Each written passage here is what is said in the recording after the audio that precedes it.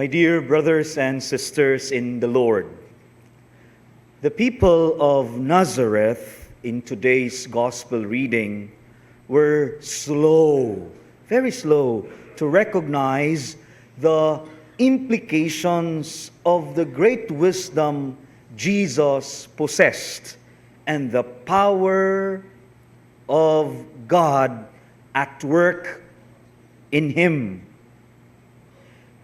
They should have thought that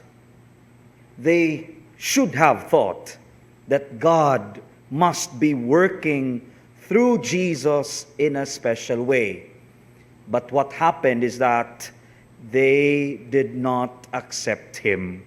And in the words of Saint Mark, these people took offense at him.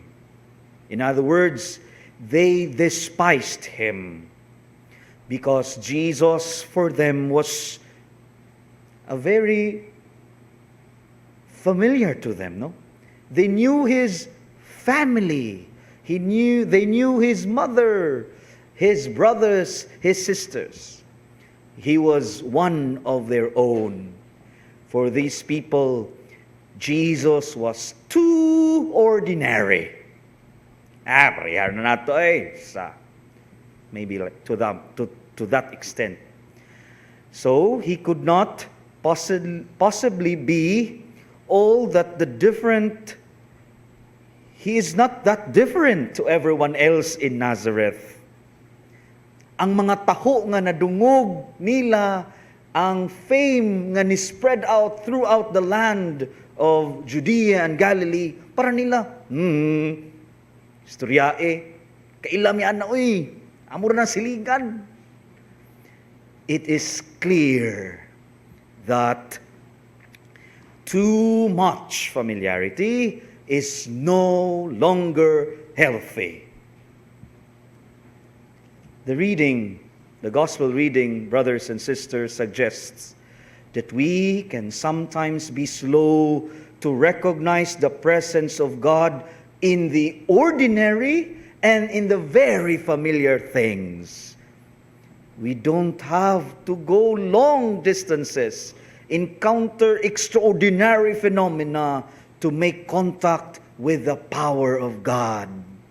Sometimes and oftentimes, it is just around us. It is very near.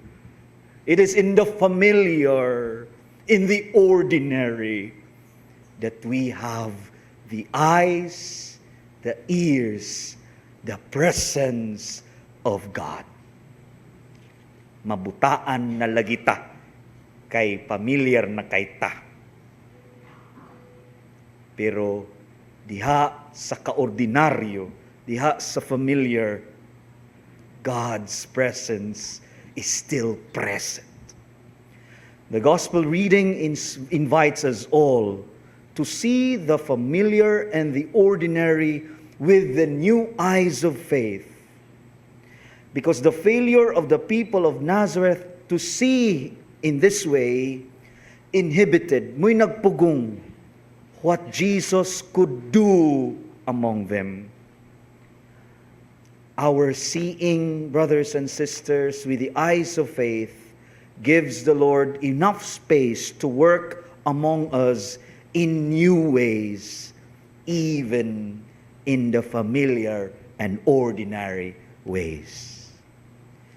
Nya, kung nagmakulang ta, let us be one with the psalmist.